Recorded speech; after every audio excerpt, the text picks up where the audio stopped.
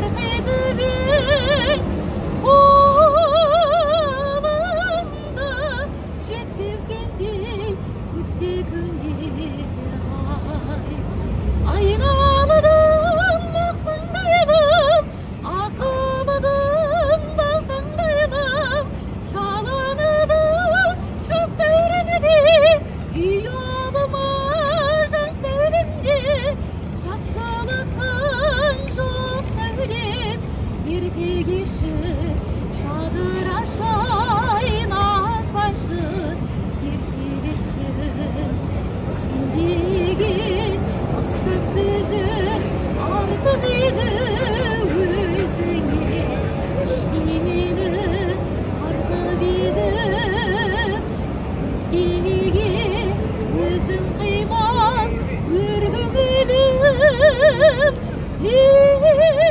лебіңнен қорғасындай алтып едім айналдым мақтаңдайлым ақылдым балтаңдайлым жалыныдым жас дәуренде ұялыма жан сәулемде жақсылықтың жоқ сәулем ерте кеші жадырашай назданшы еркелеші жақсылықтың жоқ сәулем ерте кеші жадырашай назданшы еркелеші